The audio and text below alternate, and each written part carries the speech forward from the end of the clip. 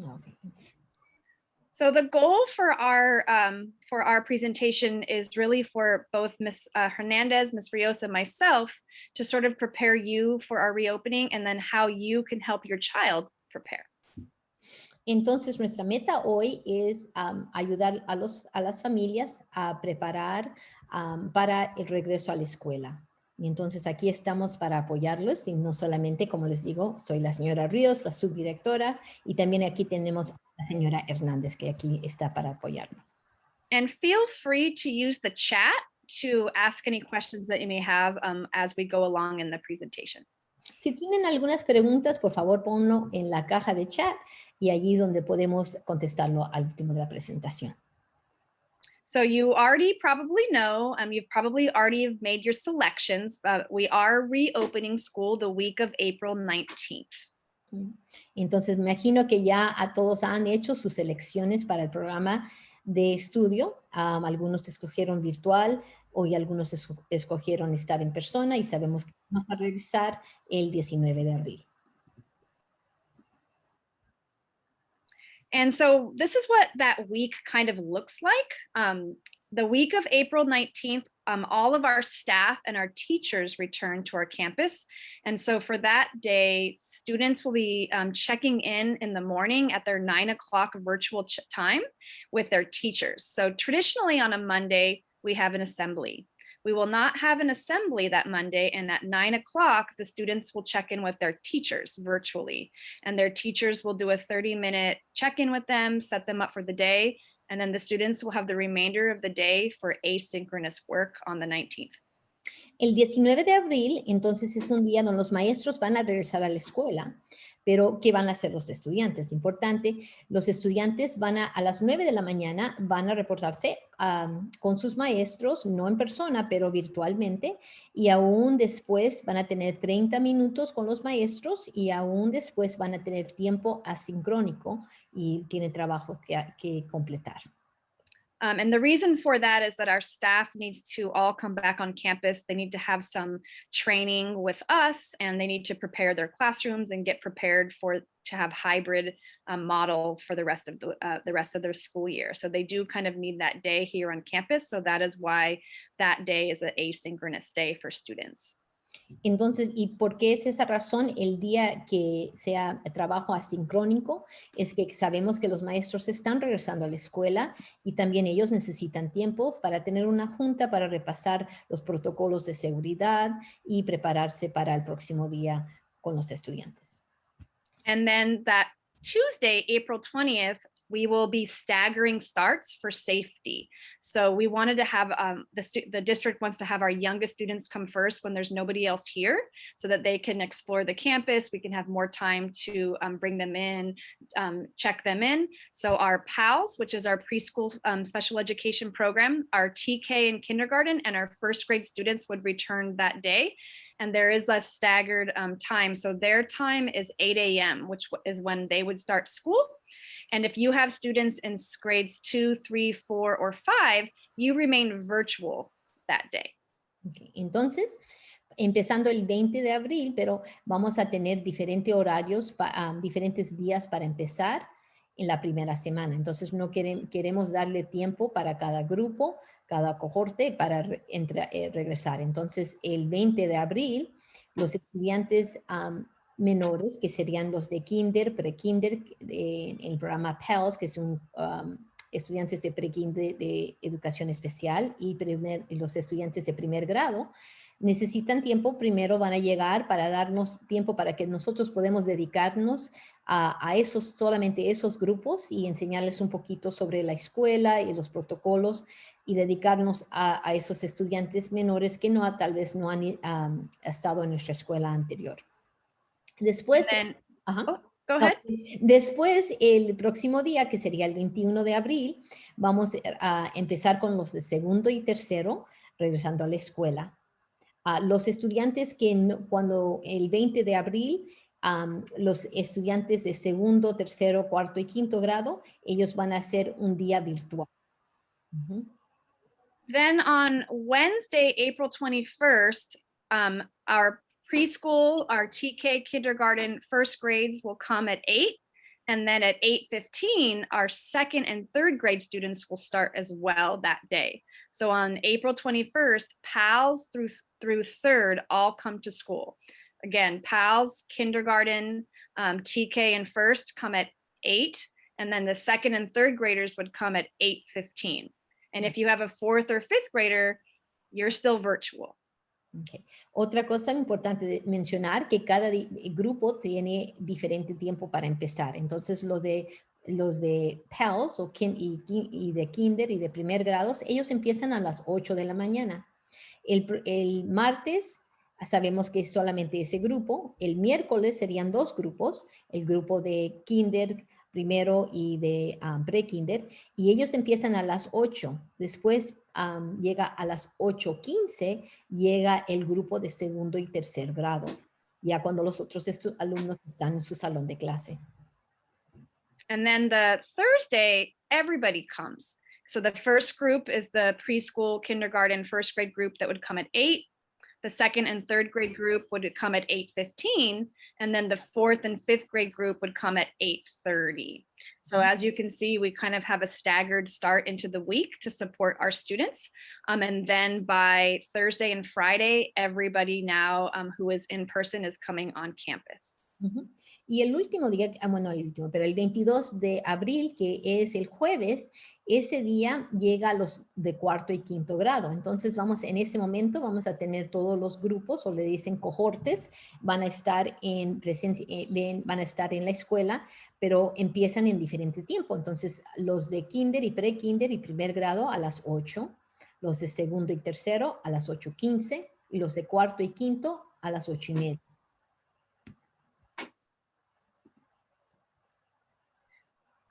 So we're going to let Miss Hernandez talk a little bit about how to prepare them for the comeback, and then we're going to go into a little bit about what it's going to look like. Entonces ahora en este momento queremos presentar, me da mucho gusto presentar a la señorita Hernández, que nos va a hablar un poquito sobre la preparación para el aprendizaje en persona, especialmente lo socioemocional. Señora Hernández. Good evening again, and thank you so much for joining us this evening. As stated, I am Mitchell Torina, psychiatric social worker this school year, and it's a pleasure to be here with you all. Thank you for joining us, as we know that your time is very valuable and we appreciate. Tonight, we're going to unravel some of the social emotional strategies that we can implement so that we can prepare our students for in-person learning.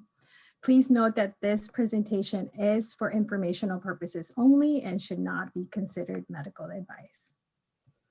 So today's topic will include a few tips on how to manage feelings associated with the return to in-person learning. I'm also going to discuss briefly the importance of monitoring changes in your child's behavior, and we'll conclude with some resources that are offered through our school district. ¿Lo va a repetir en español, señorita Hernández? Okay, so ¿quiere que lo repita yo? Oh, sí, si quiere, aún lo puedo traducir. Ok, está bien.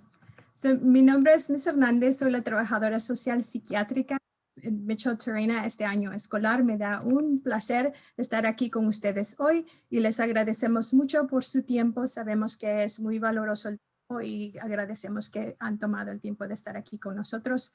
Ahora en lo que hablamos de temas socioemocionales y cómo preparar a los estudiantes para el regreso al aprendizaje en persona.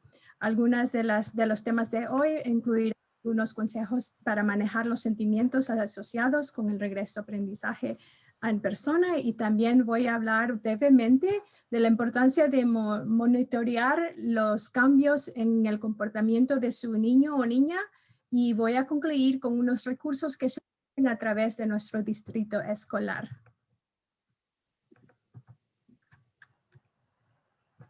Ok, muy bien. All right, so the first thing that I want you to do, or want us to do tonight, is invite you to listen to your body, your mind, and your heart as you reflect on the following question. What has been one of the biggest worries in the past 24 hours for you? And think about this worry. I want you to identify feelings associated with it. So, lo que vamos a hacer ahora es que vamos a tomar un poco de tiempo para pensar acerca de nuestros sentimientos. Ahora, quiero que reflexionen y piensen un poco en su cuerpo, en su mente y su corazón, en lo que ustedes contestan con sí mismo la siguiente pregunta, y es, ¿cuál ha sido la preocupación más grande que han tenido ustedes en los últimos 4 horas? Y quiero que piensen de esta preocupación, cuáles son los sentimientos que están relacionados con esta preocupación. And so now what I want you to do, we're going to do like a waterfall, right? Strategy. So we're going to, when I say go, I want you to type in the chat what those feelings are that are associated with that worry for you. So ahora lo que vamos a hacer, quiero que por favor, ¿cuáles son los sentimientos en el chat relacionados con esa preocupación? Cuando yo diga ya, entonces lo ponen en el chat, ¿ok? So when I say go, please type in, and I welcome anyone who is willing to be a brave soul to share out loud with us any feelings that you might be having. That would be awesome. También les brindo la oportunidad que compartan con nosotros aquí en este espacio virtual los sentimientos si gustan. Okay, type in now, go. So ahora, por favor, escriban los sentimientos en el chat. So typing in the chat what feelings are associated with that worry that you have. So I see stress. I see sadness. I see anxiety, sleeplessness. Yes. Ansiedad. So estrés, dijo la directora. So we all have big feelings about this topic as well, right? Not just our young ones, but we also have a lot of big feelings about this big shift for all of us. Is anybody willing to share out loud maybe a couple of the feelings or a feeling that you've been having the past 24 hours or related to this worry? If not, it's okay. I also see scared. Yeah. So just imagine, just as Ms. Sakalarian just said, right? Just as we adults have a myriad of feelings, so do children. It's crucial that we take stock of our own thoughts and our own feelings, because this not only gives us an awareness of our emotions, but it also helps us regulate our feelings. And it also reminds us about the importance of asking children what they're thinking, what they're feeling also about returning to in-person learning. Remember, it's been a year, over a year, that children have heard the message that schools have been unsafe. Now kids are hearing the opposite. And navigating thoughts and feelings can be scary for children, especially if they're trying to sort these thoughts and emotions on their own. So it's very important to ask them how they're feeling and also to normalize their feelings. Any questions so far? I will translate. Oh, good. Ok, ha sido un año, más de un año ya casi, ¿verdad? Que los niños han escuchado el mensaje de que las escuelas, como otros lugares públicos, no han sido seguros, ¿verdad? Ahora a los niños se les está diciendo lo contrario. Y navegar pensamientos, emociones conflictivas puede asustar a los niños, especialmente si están ellos tratando de resolver los pensamientos o las emociones por sí mismos. Así es que es muy importante preguntarles a ellos y normalizar los sentimientos de los niños, porque igual como los adultos, nosotros que tenemos muchas emociones, también los tienen los niños. Any questions? ¿Alguna pregunta acerca de esto? Okay. Awesome.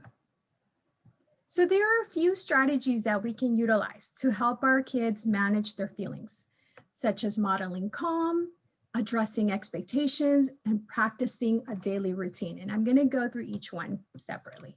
So hay estrategias que podemos utilizar para ayudar a nuestros hijos a manejar los sentimientos, como modelar la calma, abordar las expectativas y practicar una rutina diaria. Lo haré cada uno de estos temas individualmente. Next slide, please. Ms. Rios? Yes, one moment. There we go. Technology, sometimes it gets stuck. There we go. Thank you so much. So modeling calm. This means that even when things around us feel chaotic and they are unpredictable, we can approach things with ease and confidence. Easier said than done, right? But with practice, we can refine how we respond to situations. Being emotionally available to others requires a great deal of effort and intention. And now, given our climate, even more so than ever before. At home, children look to their parents to provide that emotional safety. They follow your every lead on how to respond on what is happening around them. They pay very close attention to both your verbal and your nonverbal behaviors. This is how they determine how they will cope and how to behave. As such, it's very important to check in and to manage our own feelings, right? So that we can model a sense of calm for kids, for children, especially during critical transitions or changes, such as what we're encountering now, which is the return to school. So in addition to checking in with your child about their feelings, it's important to normalize what they might be feeling, reminding them that it's okay, that all feelings are okay. Attending meetings like the one that you are now taking part in is very helpful because it not only keeps you informed, but can also decrease our own anxiety, right? About things or feelings that we might be having about return. Modelar la calma significa que aunque las cosas alrededor de nosotros se sientan caóticas o impredecibles, podemos abordar la situación con facilidad y confianza, pero esto es mucho más fácil dicho que hecho, ¿sí? Pero con la práctica podemos mejorar la forma en que respondemos a las situaciones. Estar disponible emocionalmente para los demás requiere mucho esfuerzo y mucha intención, incluso más ahora en este clima, más que nunca. En casa, los niños necesitan de sus padres, de sus cuidadores, que les brinden seguridad emocional. Ellos siguen el ejemplo de los adultos sobre cómo responder a lo que está sucediendo alrededor. Los niños prestan bastante atención a todas sus señales, verbales y no verbales, porque esto determina para ellos cómo enfrentar y también cómo comportarse. Como tal, es muy importante identificar y controlar nuestros propios sentimientos, nuestras emociones, para que podamos nosotros modelar la calma para los niños, especialmente durante transiciones críticas como esto que estamos embarcando hoy, que es el regreso a la escuela en persona. Además de hablar con su niño sobre sus sentimientos, es importante normalizar lo que esté sintiendo. Recuérdenles que todos los sentimientos son buenos, están bien sentirlos y tenerlos. ¿Pregunta acerca de esto? Question, anyone? We're good? Okay, next slide, please. So part of how we can help kids manage is to address the expectations, right? We explain to them that given this pandemic, the return to school is going to look differently. Remind them that part of this, it has to do with being safe. And it may be that they're not going to get a hug from the teacher this school year, right? Or them not be able to hug their friends or even high five anyone, right? Let them know that the routine at school, whether it's recess or lunch, is gonna not be the same for a while. And explain to them that these changes are a result of our pandemic, which we are still living in, right? So it's helpful to provide them with age-appropriate information about transmission of germs. So one way that we can do that is using household products, maybe getting some flour, baking flour, and putting that on like very high traffic areas. It could be the doorknobs, it could be the light switches, even like countertops or like remote control. And you can show them the flour found in the surfaces and have them touch it and explain to them that the flour represents how easily germs can spread. And so even taking this moment of teaching them proper hand washing, right, from taking off the flour is also very helpful. So addressing these expectations early on can reduce a lot of the maybe nervousness or anxiety around returning to school, right? So explíquele a su hijo o su hija que debido a la pandemia, nuestro regreso a la escuela se va a ver y será diferente. Recuérdeles que parte de estar seguro significa que tal vez no van a recibir un abrazo de su maestra o maestro. Tal vez no van a poder abrazar no van a poder abrazar a sus compañeros. Tal vez ni van a poder darse 5 uno al otro. Háganles saber que la rutina, sea el recreo, el almuerzo, se va a ver, no va a ser igual y se va a ver diferente por un tiempo. Explíqueles que estos cambios son debidos a nuestra pandemia que aún estamos viviendo. Porque esto, y es útil darles información acerca de esto, ¿verdad? Y parte de usar, brindarles a ellos información, ustedes pueden utilizar productos de casa, como la harina que se usa para hornear, pueden usarla, ponerlas en mesas, controles, en las luces y enseñarles a ellos, mira, esto es como los gérmenes se transmiten. Y puede utilizar usted ese momento también para ayudarles a ellos cómo lavar bien sus manos. Estas oportunidades son buenas y importantes para darles a ellos información apropiadas. And now I think it's your turn. Y con eso vamos a tratar de darles un poquito más para abordar las expectativas, para que ustedes sepan qué es lo que pueden esperar. And one of the things, so a great transition for us to talk about addressing expectations by sharing a little bit about what we can expect. So we know we went over a little bit about our daily schedule, so you know what's going on for every single day. So that also helps so that you can know how we are rolling this out. Entonces, una cosa que compartimos ahora era el horario en los días en que va a pasar, qué va a pasar el lunes, martes, miércoles, jueves y viernes, para que también sepan las expectativas y ya pueden prepararse un poquito más. You'll also, if you go back, Mrs. Rios, you'll also notice that at the very bottom there, it shows kind of the staggered starts for cohort A, which is the AM, and cohort B, which is the PM. So we are still finalizing our cohorts because the district still has allowed parents to make their selections, to encourage everybody to make a selection. So we're still in the process of finalizing the cohorts. For the most part, most of our school will have AM in-person cohort and a PM virtual cohort. So if you chose in person, you're most likely going to be in the AM. And if you chose virtual, you're most likely going to be in the PM. But we do have a couple grades and we do have a couple combo classes that more students wanted to come back in person that we could safely fit into a room. So that meant that we had to offer an in-person cohort for the morning and an in-person cohort for the PM. We will be getting these information to you in the next week, so you will know. As you can see, the AM starts are 8, 8:15, and 8:30. And the afternoon starts are 12, 12:15, and 12:30. Mm-hmm. And then the dismissal times are 11, 11:15, and 11:30 for the morning.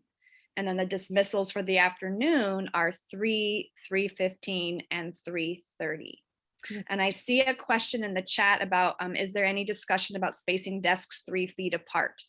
We know that the CDC came out with some new guidance about from a study that was done in schools that it shows that 3 feet of distancing with desks so far didn't show any transmission.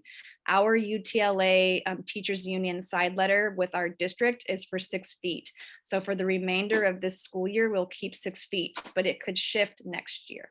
Yeah. Otra cosa importante de mencionar es que todavía estamos aceptando los formularios para la selección de programas, pero aún hemos estado formando estos grupos le llamamos, en inglés es cohorts, en español cohortes, y tienen cohortes por la mañana y por la tarde. Algunos designaron que querían por la tarde, pero es importante para que sepan que por mayoría en nuestra escuela, aunque estamos empezando a formar nuestros grupos, nuestros cohortes, sabemos que por la mañana la mayoría están en persona y por la mayoría en la tarde tenemos los estudiantes que han escogido estar en línea con la instrucción, aprendizaje remoto. Sabemos que también el horario de por la tarde, que no habíamos mencionado, es de las 12 para los de grados de pre-kinder, kinder y primero, 12:15 para los estudiantes en grados 2 y 3. Los estudiantes de cuarto y quinto grado llegan a las 12:30 y salen los de pre-kinder y kinder a las 3, segundo y tercero a las 3:15 y los de cuarto y quinto a las 3:30. Aún es importante saber también que reconocemos que hay algunas clases que habían muchos estudiantes que escogieron venir en persona. Entonces, para esos grupos tuvimos que hacer un grupo por la mañana y un grupo por la tarde en persona y no virtualmente. Entonces, esos cambios vamos a dejarlos saber. Todavía estamos formando esto y la información se lo vamos a dar la próxima semana. And I see a couple questions in the chat. Students do, if they are returning to in-person school, they do need a negative COVID test the week before.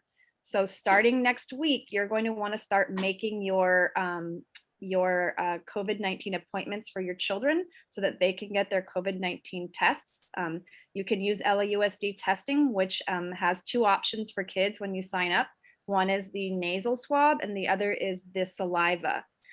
Where they have to kind of spit in a tube. So you do have those two choices. You also can do your own private test and submit it through the LAUSD Daily Pass portal. But yes, you will want to start looking at your schedules and starting to make those appointments.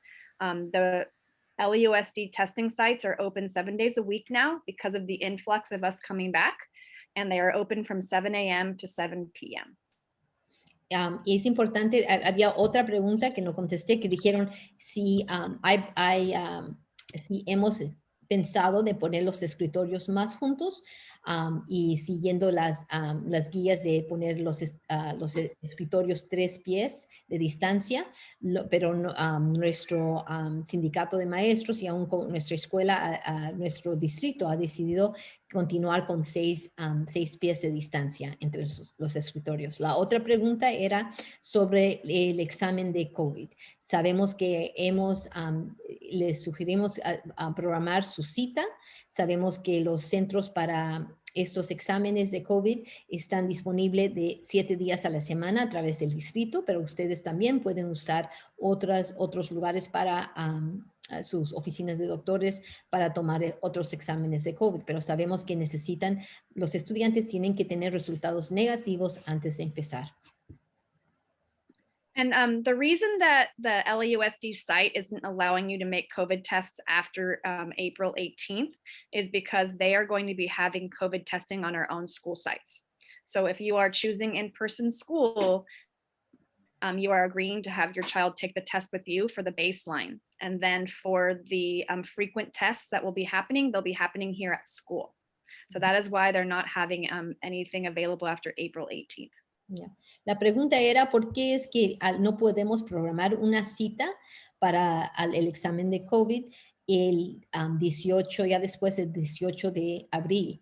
Razón por eso es porque ya después el distrito va a ofrecer esos exámenes en nuestras escuelas. Entonces no van a tener que ir a otro lugar, van a tener un día programado donde vienen las enfermeras para dar enfermeros para dar ese examen en la escuela. Entonces, pero si antes de empezar necesitan esos resultados negativos, de nuevo les sugerimos a programar para la próxima semana sus citas.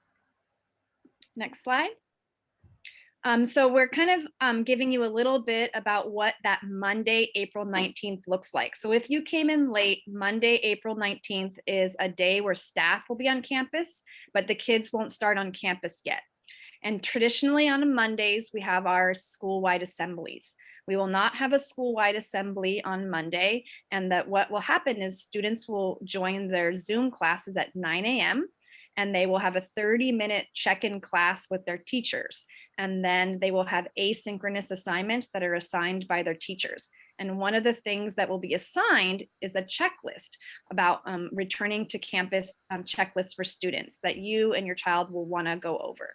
Ujú. Entonces, ¿qué pasa el lunes? Hemos repasado el lunes, como es el 19 de abril, pero para los que entraron un poquito más tarde, tal vez no escucharon, pero el 19 de abril es un lunes y los maestros están regresando a la escuela. Durante este tiempo, sabemos que los maestros necesitan tiempo para repasar los protocolos de seguridad, preparar su salón de clase, y durante este tiempo, a las 9 de la mañana, no tendremos nuestra asamblea escolar como lo tenemos cada lunes. En vez, los estudiantes van a ir con sus maestros a través de, virtualmente, a través de Zoom y se van a presentar a las 9 de la mañana, no en persona, pero virtualmente, y el maestro van a tener 30 minutos de una actividad donde va a repasar qué es lo que tienen que hacer los estudiantes en tiempo asincrónico. Tienen parte de eso, es completar una lista de verificación para preparar a los alumnos a regresar a la escuela. So we wanted to show you a video that represents what it looks like for students as they come into school and what their day is like at school. In my phone call on Sunday, you traditionally also get an email, and I included the link to this video so that you and your child and you and your family could watch it. So we're going to play it for you if you haven't yet had a chance to see it. Ahora lo que vamos a hacer es enseñarles un video para darles una idea de cómo sería la escuela. Aún tal vez hay algunas cositas diferentes, pero eso lo incluimos en la comunicación que mandamos cada domingo. Ms. Ekalarian, Ms. Rio, there's also another question. I'm not sure if you want to leave it till after the video or you want to answer it. So is the question, we selected virtual instruction. Can we still change it to in-person? So right now it is still open. We are creating our cohorts. Mr. Cordova, if you could send us an email about your situation, who your child is and what class you're in. I will want to be transparent and honest that we know that the district has offered this every 2 weeks opportunity for families to make a change. But I just want to be very transparent that it's very hard for administrators and teachers to create these stable cohorts if people are constantly shifting. And it is really challenging for us. So we would prefer to set our cohorts in the beginning and kind of have them stable. And the little scenario I'll give you is if I have a teacher who has currently 12 in person and 12 remote, and 1 or 2 want to turn from remote to in person, that teacher does not have enough space in his or her class. So then what happens is now that teacher has to have an in-person in the morning and an in-person in the afternoon. And the students who were virtual will have to be reorganized and potentially go to someone else. So it causes a lot of shifts across the whole school. So we are hoping that once we get these set, that we hope that you will stay with the selection that you made for the remainder of the school year, because it can be very challenging. We know it is an option for parents, as the district has allowed that to be an option, but we just want to kind of give you the realness of it as we're trying to create the cohorts, and it can be really challenging if people are kind of flopping back and forth. So Mr. Cordova, please just email us. We'll try to put you in the cohorts now before we begin the hybrid model. Entonces, una pregunta bien importante, alguien quiso hacer un cambio, ¿no?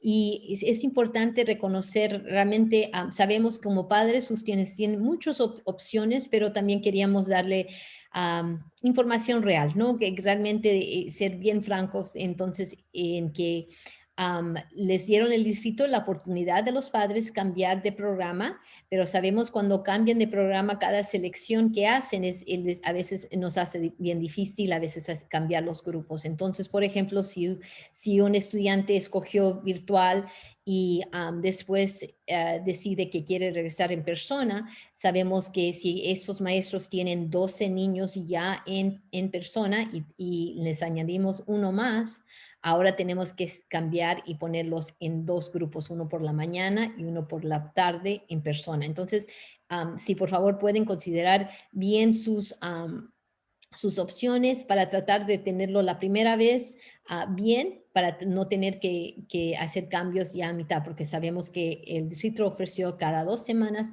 hacer este cambio. I do want to say that next week we're going to have another town hall that's more informational about what like in-person and virtual schedules, about the cohorts, about daycare, about the process of coming on campus. We're going to have more of that next week. This is more about just sort of starting to have those talks with your children. What are the tips you can do? How can you get them prepared to wear the mask? So today is more about kind of setting the stage for the kids to come. And then next week is more about the like nitty gritty of what it really is going to be like here. But we wanted to show you these videos. And I can address the daycare question that I see in the chat. So the daycare is a big complex undertaking with our district, as the district, did offer daycare at every school site for everybody. And so with that, a lot of people chose to say, I need it. And so that is now creating this opportunity where the district, the Beyond the Bell program is hiring more staff and training more staff. And they're also moving staff around. And why I mentioned moving staff around is some schools do not have a lot of people coming back. So they may not need as many staff for their daycare at their campuses, and they can move staff to other schools, maybe like ours, that have quite a few coming back. So we're still in the process with the district and the Beyond the Bell program of getting the staff and getting them trained. And in terms of where it will be on our campus, and it will be a combination of some of our classroom spaces that we have open and some of our outdoor spaces with tents that the district is providing. So as of right now, our students will not be going off site. They will be on our campus. Entonces ahora, importante, dos cosas. Uno es que esta junta hoy es informativa, pero no damos muchos detalles sobre, por ejemplo, qué es el horario exacto, o tal vez ahora es más como la preparación y manejando esas expectativas para saber más o menos la información en ese sentido. Pero la próxima semana vamos a tener otra junta para que nos da más detalles, entonces más detallado. Ahora también la segunda cosa es importante saber que hay preguntas sobre el cuidado de niños.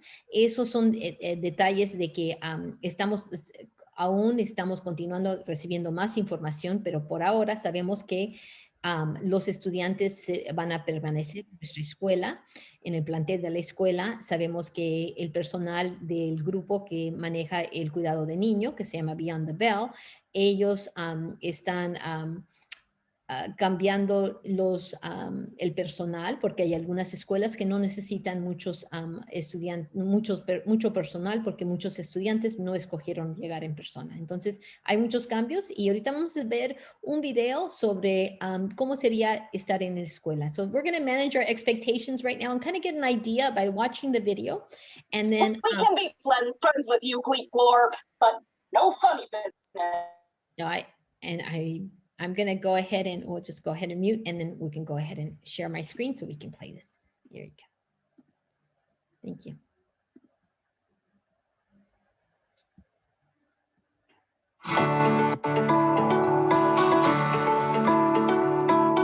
Hi, I'm Mia, and I'm in 2nd grade. I'm really excited about going back to school. I know that lots of people have questions about what it will be like. My friends and I got to visit our school, and we made a video about our day. Some of my friends took the bus. When they got on the bus, someone took their temperature and asked them if they were feeling okay, to make sure everyone on the bus was safe.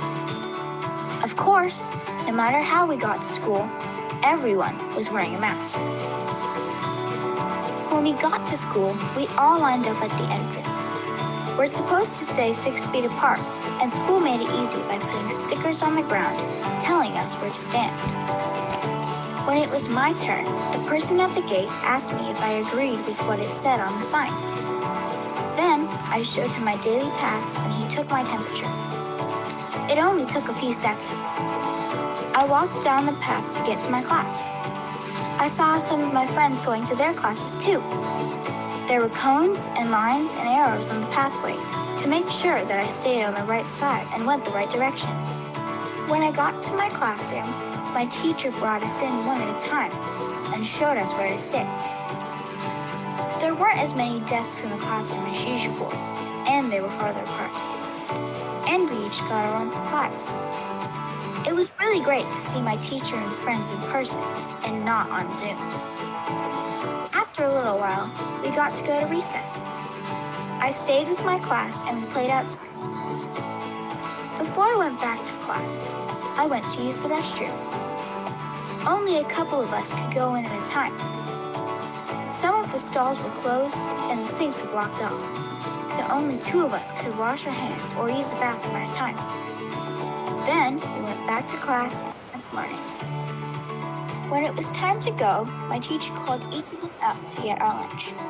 It was like when we had breakfast in the classroom, but everything was already in a bag for us.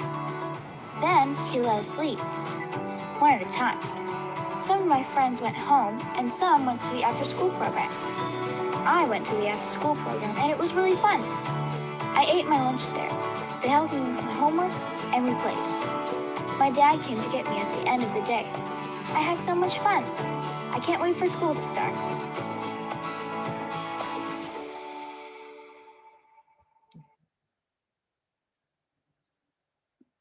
So we wanted to show you that video, and I did share it in our email that came out on Sunday, and we'll also put the link in the chat so that this is something that you can watch with your children to sort of see like what it's like to come back to in-person school. There are some changes. Obviously, we're wearing masks. The rooms look different. We have the 6 feet of distancing, but there's some things that they're familiar with, right? They're familiar with the breakfast in the classroom cart, where now they're going to pick up their bag at the end of the day and go.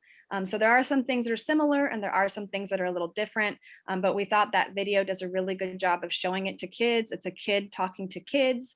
And so we hope that you do share that with your students. Entonces es importante, queríamos dar tiempo para ver ese video. Sabemos que mandamos eso en la comunicación del domingo, pero pensamos que era importante para que los estudiantes vean la información y para que vean que es un estudiante hablando con otro estudiante, para darles ideas. No tal vez sería exacto en nuestra escuela, pero para que tengan más una idea. So these are just some of the kind of campus photos that will look like. So we'll have special entrances for different grade levels to enter the campus. So we'll have different entrances. We'll also have a car drop off for families that will be utilizing a car pickup and drop off. The students will be having spots on the floor as they line up to come in so that they are safely spaced. So these are just some things that the students can be told and talked about so that they see it.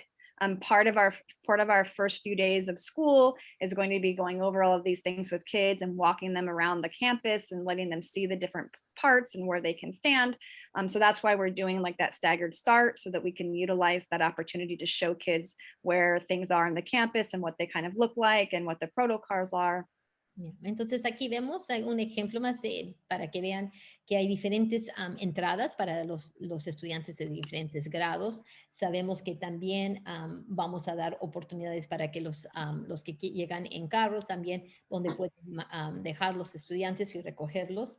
Sabemos que también, si se fijan en el piso, que hay lugares donde pueden pararse los estudiantes. Y todos estos días que están entrando la primera semana, vamos a tomar tiempo para repasar esta información con los estudiantes. And before entering, we know that we have a daily health check-in person. And so we know that we have someone who's going to go over the importance that we know that we have. We discuss about what first of all, that we are committing to wearing a face mask, avoiding inviting people. Oh, this is really important. In the daily pass, we'll see this information asked of us. And we're going to also reiterate this in other ways, that as we decide to use the daily pass to come into the school, part of that is asking us to take make a commitment as a group.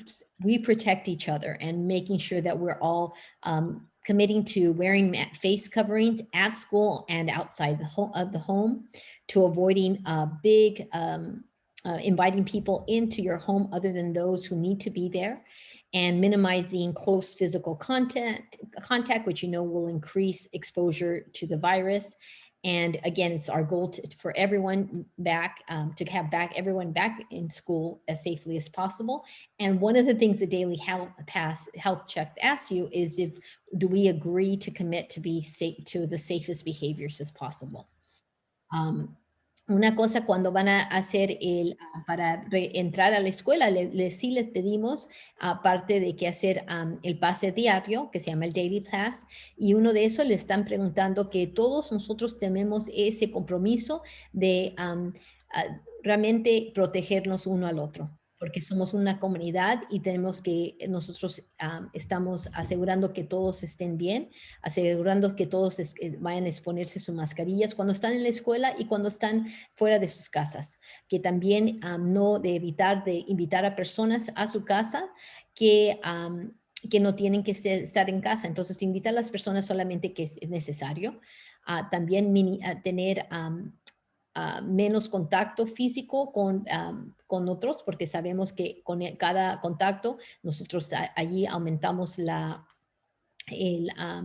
estar expuesto al virus, y sabemos que nosotros estamos dando ese compromiso que vamos a todos a tratar de protegernos. Y ahí les pregunta si ustedes van a tomar ese compromiso de ser lo más seguro posible, y para así mantenernos seguros en la escuela. We encourage you to get familiar with the daily pass if you are coming back, if your child is coming back to in-person learning, so that you know how to utilize it. You can see the commitment that you're checking, that you're part of this community, and that these are the commitments you will be undergoing, and checking where you will check for the screening questions. You can print the QR code so that your child has a paper copy that we can see, or it can be on your device. So if you're walking your child to school, then you would show the device. So those are options for you as parents. And I encourage you, if you haven't created your student parent portal, to create that now, because that's easy for you to utilize for the daily pass, is to create your parent portal account. Yeah. Entonces, una sugerencia es si los que no han tenido sus cuentas de portal de padres, de forma de tenerlos, porque es importante tratar de para tener ese pase diario. Y la otra parte de el pase diario es hacer estas preguntas, y aún sabemos que con eso pueden tener después le dan un código de QR que pueden usar, pero también pueden imprimir y para tener ese pase en el papel. Next slide. So this is what the no contact temperature check looks like. So it's an infrared temperature device that we use so that we can easily check the temperature on the forehead. And then if the entry into the campus is 99.9 or less, along with the wearing the face mask properly. And then answering the screening questions either through the daily pass or in person with the adult. Entonces, importante saber para nosotros es que cada día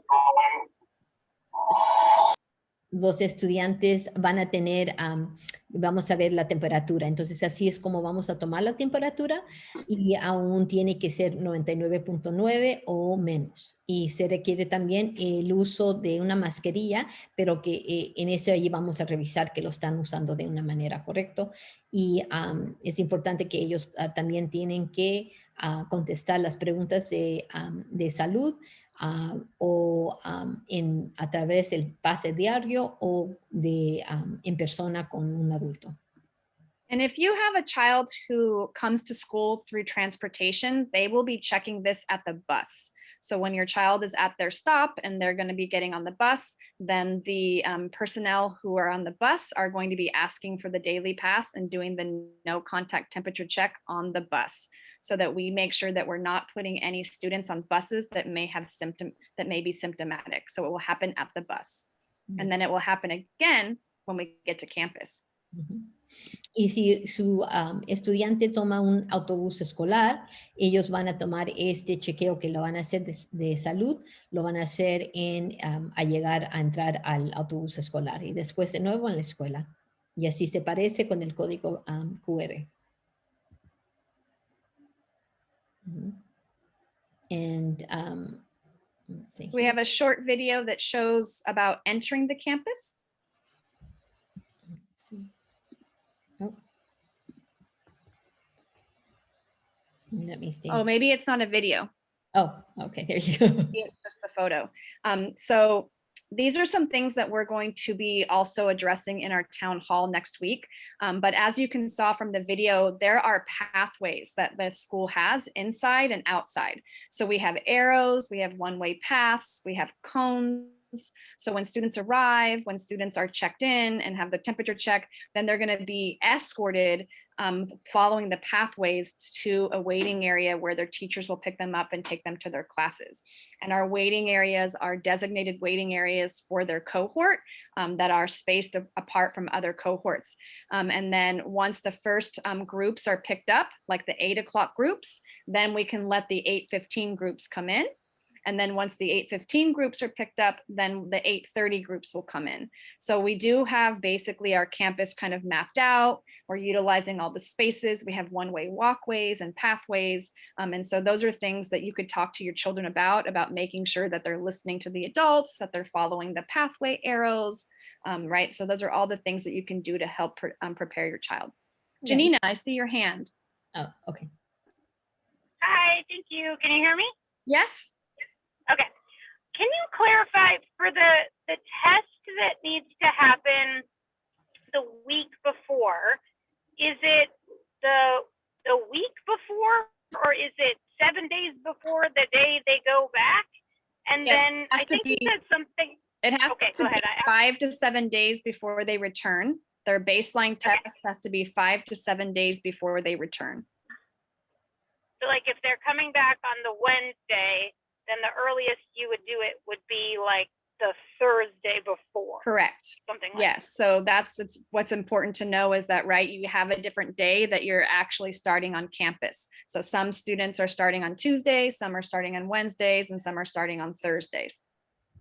And we can make those appointments now for Correct. the school site? Okay, great. Thank Yes, you. you can get onto the district's website to make your COVID test, the daily LAUSD.daily pass. We'll put it in the chat, and that's where you can go to make your COVID test, and you can do it in advance. So I would go ahead and start looking at your family schedules and timing. They open from 7 a.m. to 7 p.m. and they're actually open now starting this week, 7 days a week. So you can go on Saturday or Sunday if need to, etc. Yeah. Entonces, And then that's the baseline test. And then after the baseline tests, there will be frequent testing that will happen on our campus. And the students will be here at school and they will be escorted to have their test here on campus. Entonces, la pregunta era sobre programando citas de COVID para los estudiantes. Sabemos que los estudiantes tienen diferentes días para las entradas, entonces ellos tienen que tomar este examen de 5 o 7 días antes y ser negativo. Y este examen, cuando toman este examen, sabemos que ese sería para el primer examen que toman y después lo van a tomar en persona en la escuela.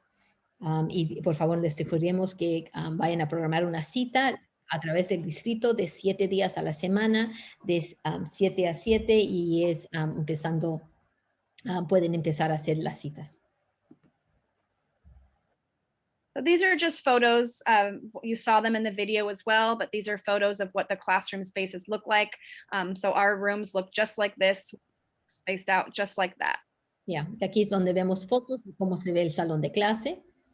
También hay lugares donde here we see an example of a hand sanitizing station. Entonces aquí les podemos ver cómo es y tenemos este mismo aparato para que ellos pueden So these hand sanitizing stations are located in the middle of the hallways. They're located at landings and upstairs. They're located at entrances. So we have quite a few of them. They'll be located when students enter the campus, they'll use it.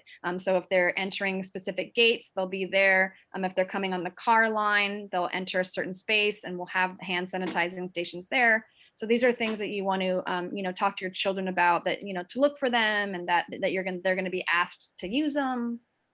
Entonces aquí es donde ustedes pueden promover esto, que vamos a estar usando esto y cómo van a estar en diferentes partes, a la entrada, a la salida, en el pasillo. También vemos acá un baño. So here we see the bathroom and we see that we have designated how many students can be there. And so there will be areas that say do not use, so that we limit the students in there. Entonces aquí tenemos un ejemplo donde se ve estudiantes y vemos que estamos teniendo menos estudiantes en el baño. El recreo se ve aquí. So during life and recess, we see they are still socially distancing. So that's one of the things that we would encourage you to talk to your children about, is that the recess that they know is playing on the apparatus, playing with their friends, using the ball, playing basketball, playing soccer. And with the guidelines, recess will not look like that. Our students will be physically active. They'll be doing things where they can run and walk, but they're remaining spaced away from, 6 feet from other students. They're not going to be using balls or things that they would, pass germs from one to another. So recess will look different. It's mostly for them to potentially use the restroom. And if they need to have their snack, they'll be outside to have water and a snack and use the restroom, have a brain break. So it's kind of more like a brain break and a restroom break than the typical recess that we're used to. So that is a big change for students. So we will be, taking time to go over these things with the kids. On the message and now. We will be taking time to go over those things with kids as they come back.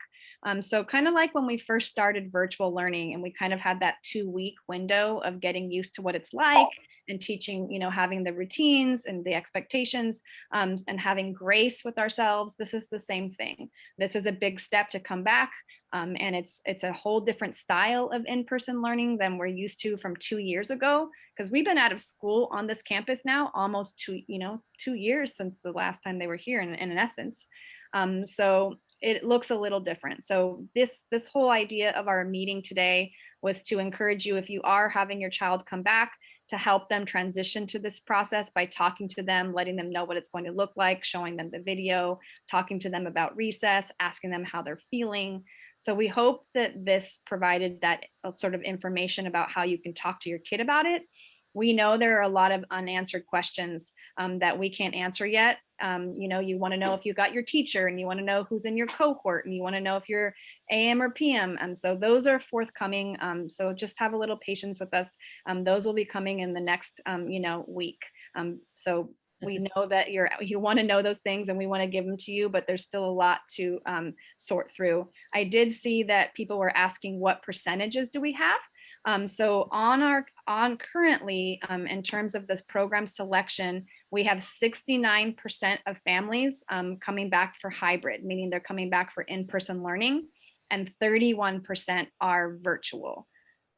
And then in terms of daycare, we've had about, I would say, we have 130 students who had requested daycare. So we are very different from a lot of the other LAUSD schools, that we have 69% wanting to come back. And I want to assure you that we've created the cohorts, and we've been able to, most of our classes and most of our grades will have an AM in person and a PM virtual. And we were able to prioritize that you kept your teachers. We have a couple grades that a lot of students wanted to come back, that we could not all fit into classrooms. And we were very gracious that we had teachers who said, give me a bigger room and I'll take more kids in person. So there is no cohort number. It's not 10, it's not 12, it's not 20. It's how many students can you fit in the space that safely with the distance required. And so with our district, it's 6 feet. So how many students can we fit in a room that is 6 feet space? And so for some of our classes, more students wanted to come back.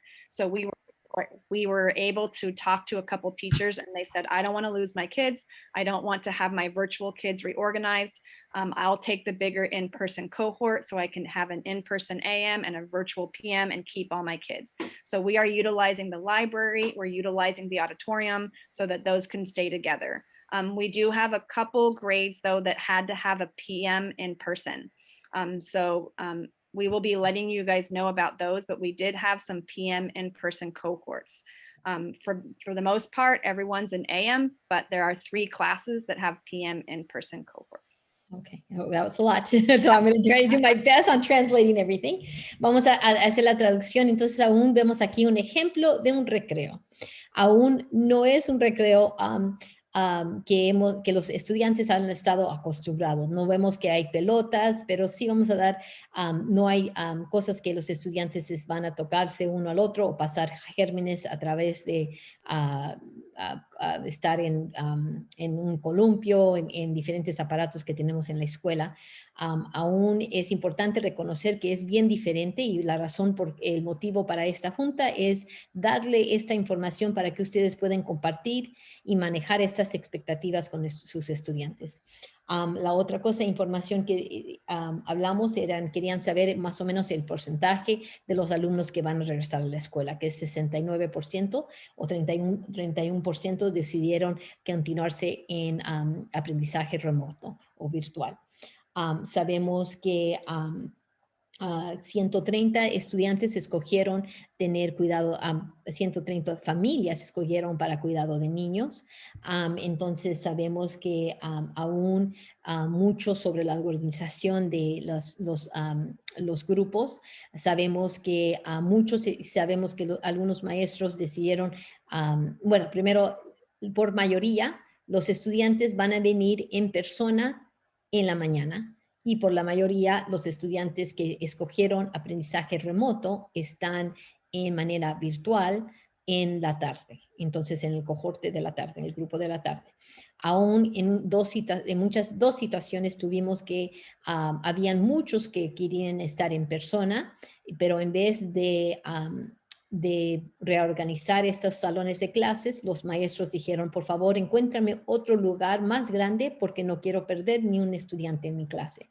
Entonces sabemos que vamos a usar lugares más grandes, como por ejemplo el auditorio, la biblioteca. Entonces esos son áreas donde los maestros dijeron, no me importa, yo quiero tener estos estudiantes y sabemos que todo en esto los maestros han hecho tan buen trabajo. Entonces también sabemos que en otras oportunidades sabemos que hay clases que escogieron solamente que tenemos 2 grupos que están en persona y esos son 3 diferentes clases, pero aún, como les digo, los grupos no están todos formados ahora. And as we're showing you recess, if you want to go back one more, Miss, the students, we are going to be having staggered recesses. So we will be having certain grade levels come out at a time so that we have, so that we can keep the cohort safe and that students aren't being mixing cohorts or having too many kids out there and enough supervision. So we will have grade levels coming out at different times for their recess. So yes, they do stay with their cohorts 6 feet apart from their cohort classmates. The other question I saw, if they go to the next slide, is how about water. So our drinking fountains are turned off.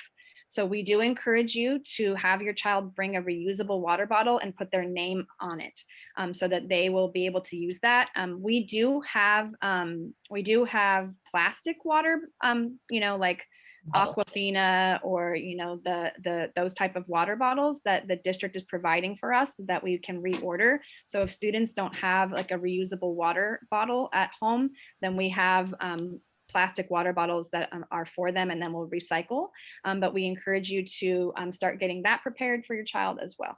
Okay. Dos cosas que mencionaron. Uno es importante saber, si vemos acá, que para que sus estudiantes traigan una botella de agua. Si se olvide, nosotros también tenemos botellas de plástico, donde ellos pueden tener esa agua también para que le podemos dar a través del distrito. Otra cosa para mencionar acá es que no todos los estudiantes van a salir a jugar al mismo tiempo. Lo vamos a dividir entre diferentes grupos a través de su nivel de grado para asegurar que los estudiantes mantengan esa seguridad y tener 10 pies de distancia y tener los grupos juntos. Students are also going to be provided 3 meals at the end of their cohort's instructional day. So we saw that the student was picking up their lunch before, actually should say 3 meals, right?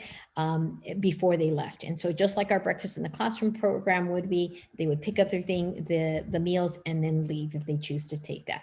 And they take them home to eat at home if they're going directly home, or they take them to their designated space with their cohort for daycare.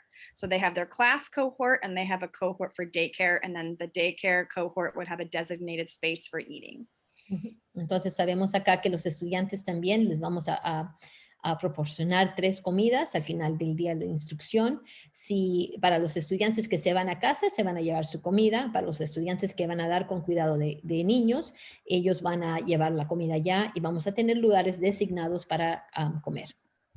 So we just want you to know that your children can be in 2 cohorts according to the CDC guidance and the LA County Department of Public Health guidance. So they can be in their classroom cohort and in their daycare cohort. And that's what's really important about the daily pass and the QR code, is that for contact tracing, if there was any type of symptomology or any type of case, we know which cohorts they're in, and contact tracing and which close contacts they may have had.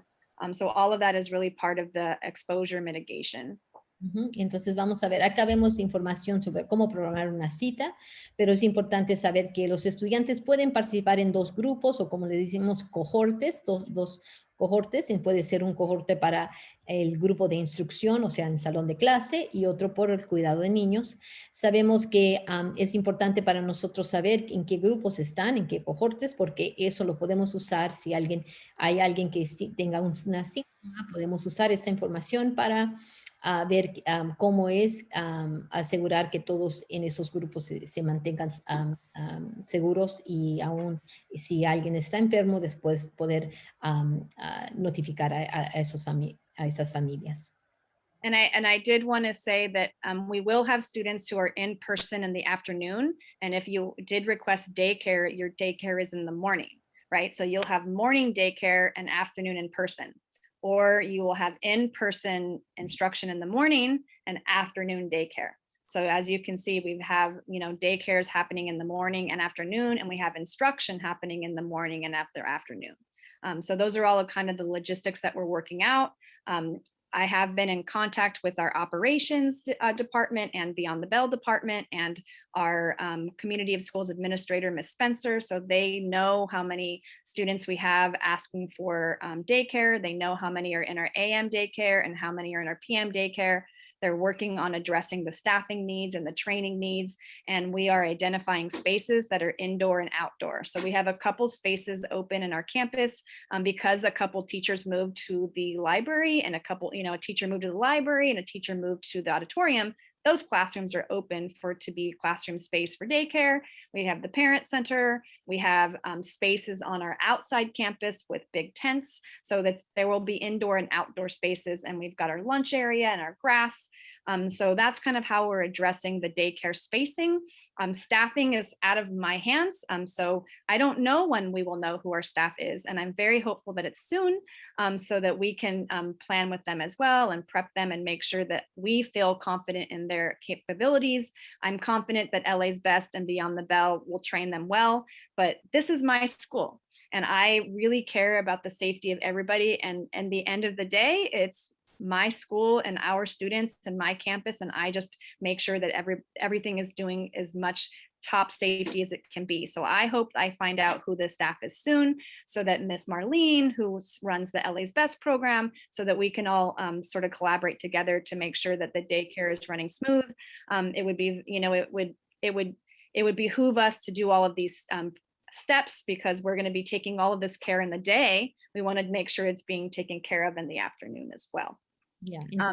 We are also receiving extra support from the district. So I see a question in the chat: is the district providing extra people? They are.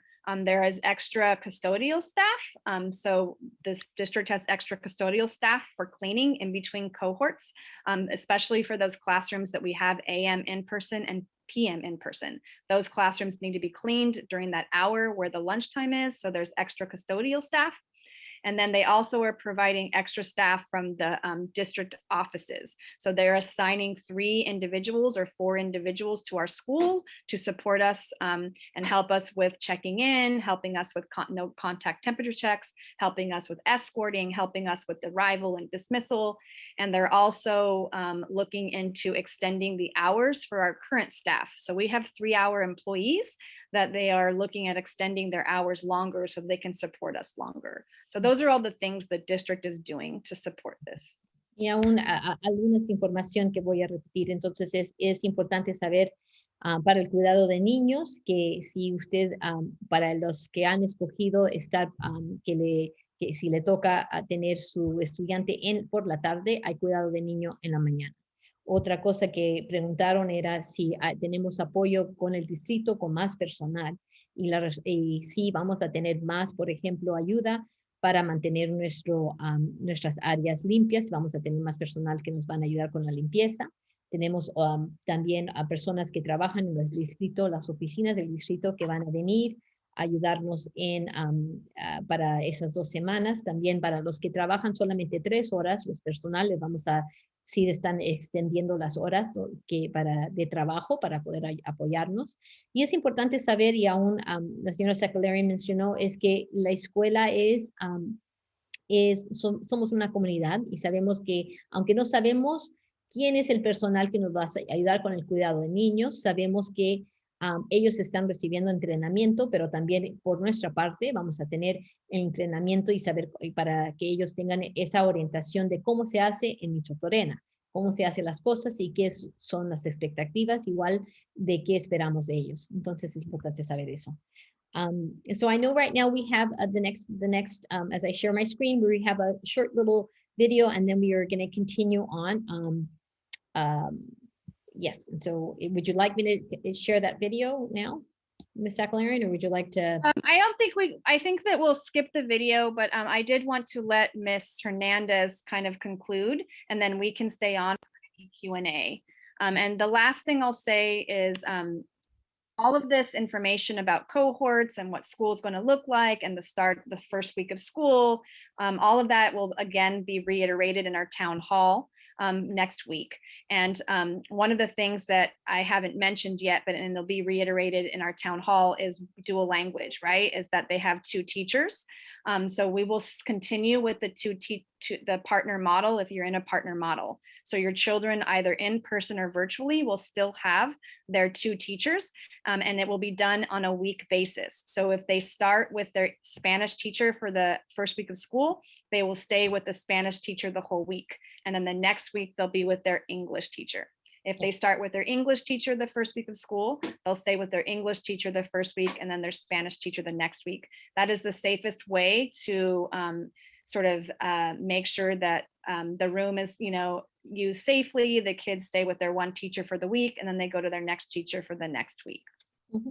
Entonces vamos a concluir con la señora Hernández, que nos va a repetir más sobre lo que podemos hacer socioemocionalmente para prepararnos, pero es importante saber que vamos a repasar esta información de nuevo la próxima semana sobre más detalles de cómo es que tenemos que hacer el procedimiento para los que forman parte del programa dual.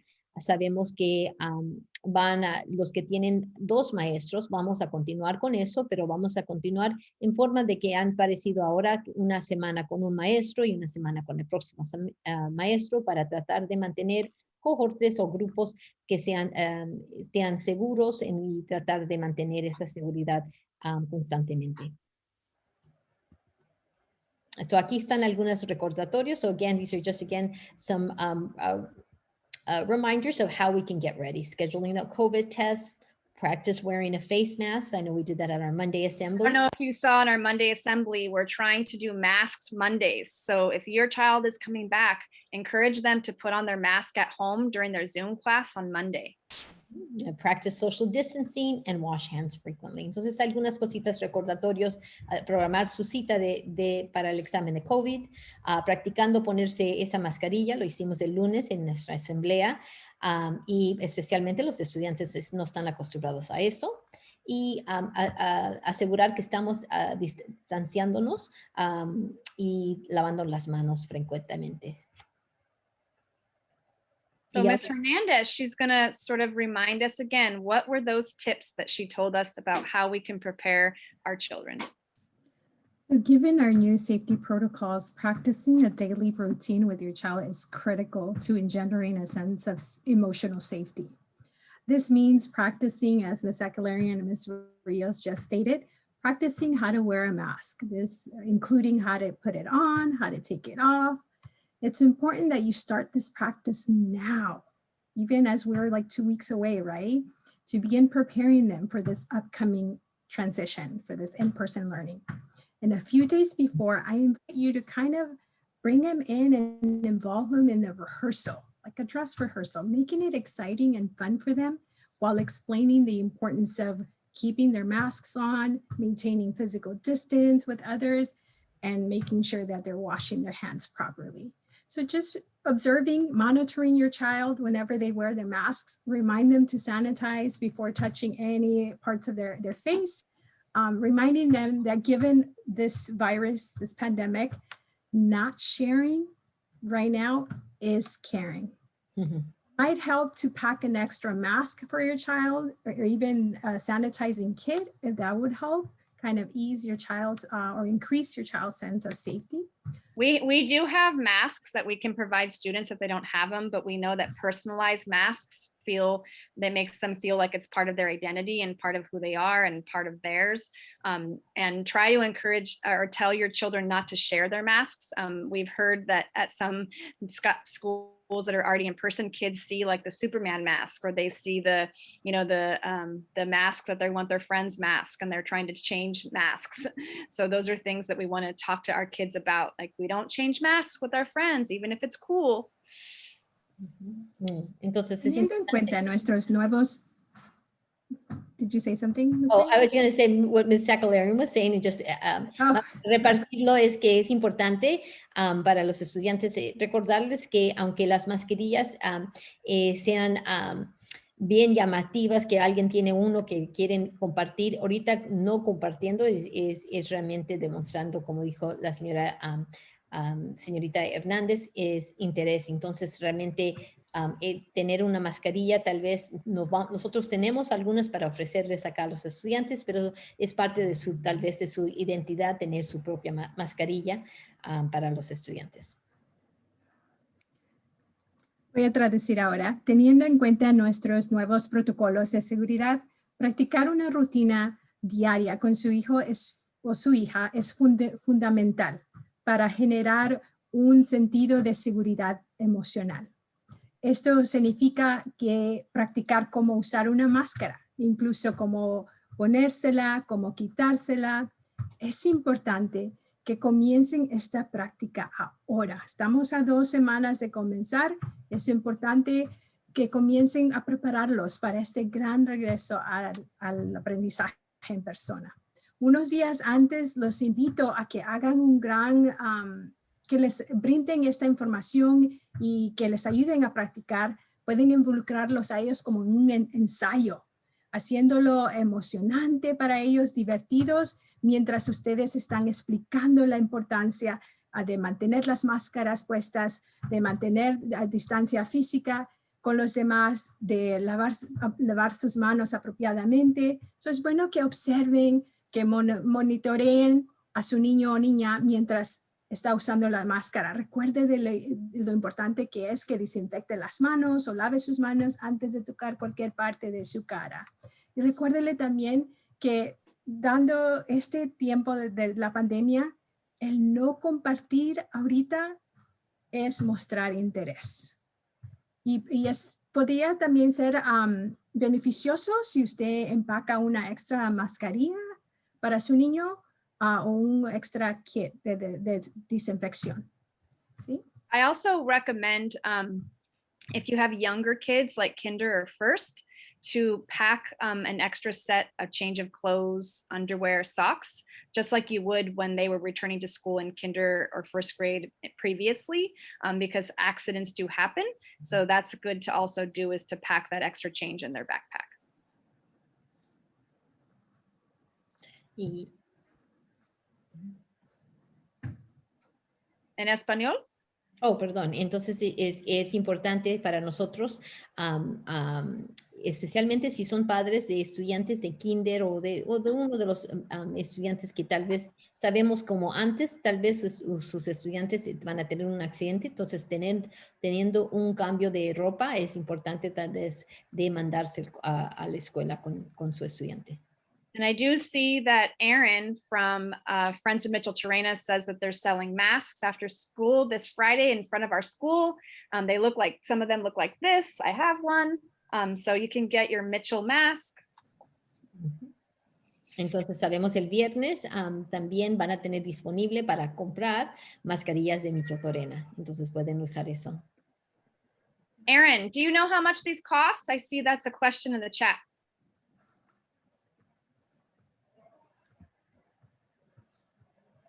Maybe she's unsure. We'll get back to you. Vamos a hacer. Go ahead, Ms. Hernandez. Okay, so with all of this, it's important that we monitor your child's behavior. And remember that changes and transitions like what we're doing now, returning to school, can trigger misbehavior. Changes in behavior such as crying, being clingy, not eating, or not sleeping may indicate that a child might be feeling a little stressed or worried. But also remember that changes as such are part and normal to any kind of transition, right? And whenever there are changes in our lives. So just be curious, talk with them, ask them questions, ask them about their day, and provide them ample reassurance.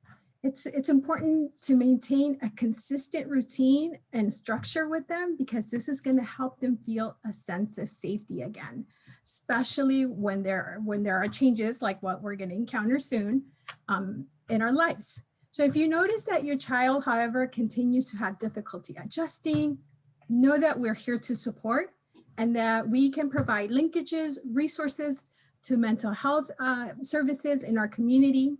So keep that in mind.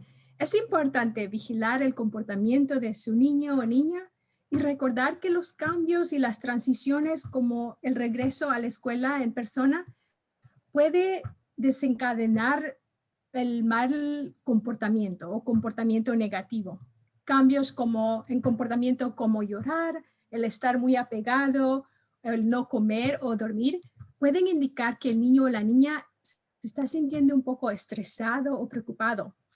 A la misma vez, recuerden que esto es normal. Esto pasa cuando hay cambios en nuestras vidas. Pero también los invito a que sean curiosos. Hablen con sus niños. Háganles preguntas de su día en la escuela. Pregúntenles si ellos tienen preguntas y bríndenle mucha tranquilidad. Es importante mantener una rutina y una estructura diaria, ya que esto los va a ayudar a ellos a sentirse seguros, especialmente cuando hay cambios en sus vidas. Si nota usted que su niño o niña continúa teniendo dificultad para adaptarse, recuerde que estamos aquí para brindarles apoyos y también para brindarles recursos para servicios de salud mental que existen en nuestra comunidad. And I do recommend, because we've been on this virtual distance learning model where kids start school at 9 a.m. and now they're going to be starting earlier, you're going to want to really get that bedtime shift starting now, where they are used to going to bed maybe a little earlier and getting up a little earlier. They can't just roll out of bed and keep their pajamas on and stay virtual if they're coming in school. So those are some shifts that you're going to want to start now, because it does take kids a couple weeks to get into those changes. I know for me, we've been back at school now in person, the office staff, the custodial staff, myself, and we were virtual for a while, and I got into some bad habits with my sleep, and I had to change my habits to come back here too. So even as adults. Es importante reconocer que los estudiantes han estado en enseñanza en virtual y sabemos que tal vez sus horarios para dormir han cambiado. Entonces es importante, sabemos que tienen que empezar a las 8, 8:15, 8:30 y tal vez ellos están acostumbrados a empezar la clase a las 9 y tal vez empiezan en sus pijamas. Entonces ahora sabemos que tienen que estar listos, entonces pueden preparar a los estudiantes con asegurar que están durmiendo a tiempo para estar atento en la mañana.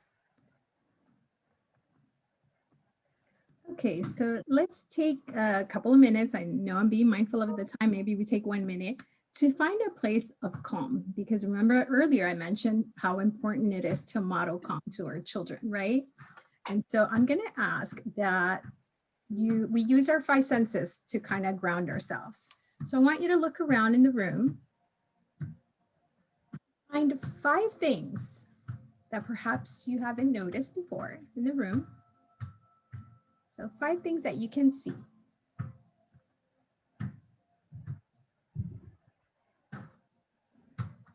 Once you have found your 5 things, maybe something new, I want you to find 4 things that you can hear.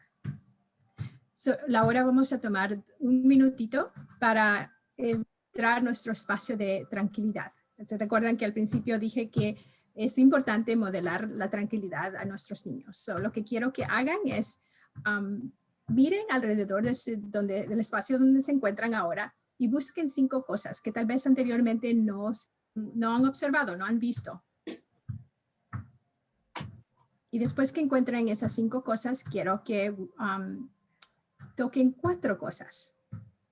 So after you have found your 5 things, and have touched 4 things, I want you to listen to 3 things. Try to find 3 things that you can listen to.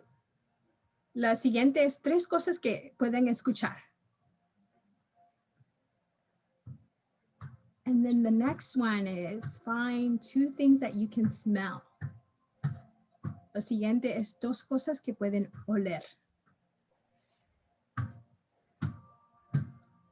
And the last one, if you have something handy, something that you can taste.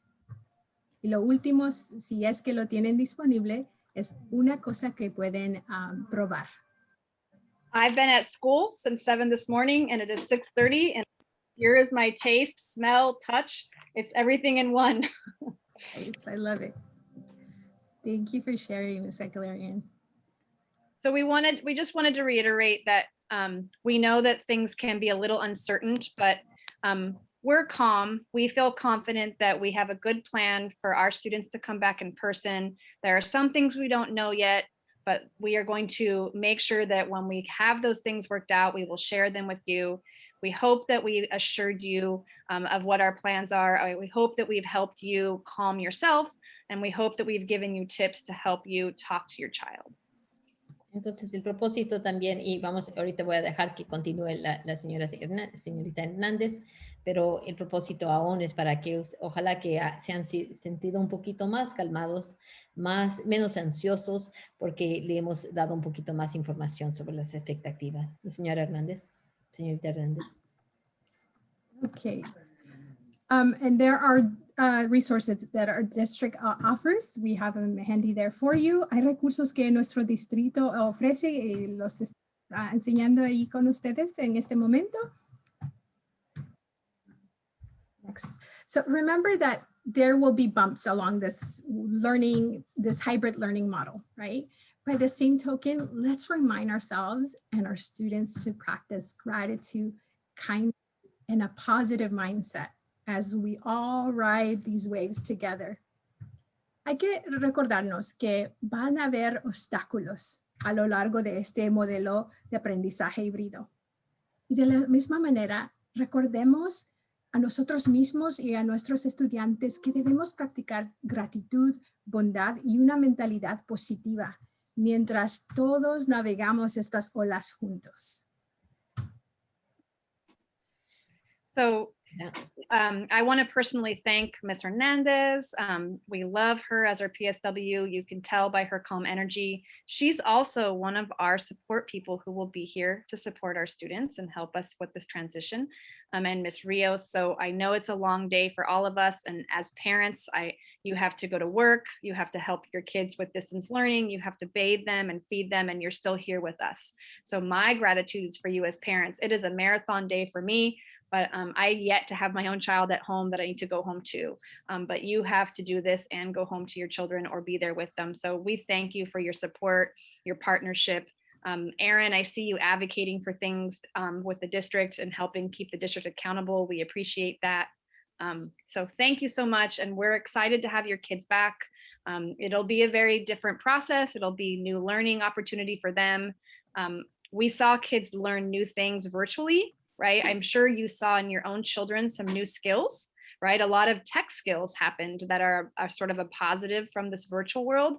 And I know that the students are going to learn new skills when they come back in this new way too.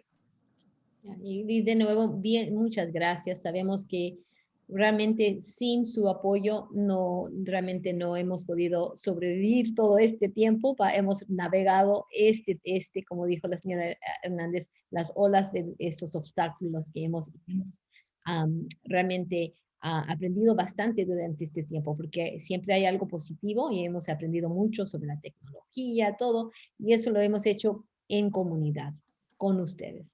Y muchas gracias a todos, a la señorita Zacalarian, a la señorita Hernández, que también va a estar aquí para apoyarnos siempre, también en persona, y para que puedan encontrarla en persona.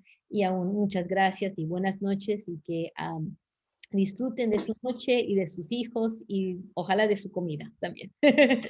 So, we appreciate your kind words as they do lift our spirits. So thank you for those kind words. We'll stop the recording. And if any of you have any questions, or maybe you have specific situations that you want to ask us about, Ms. Rios and I can stay.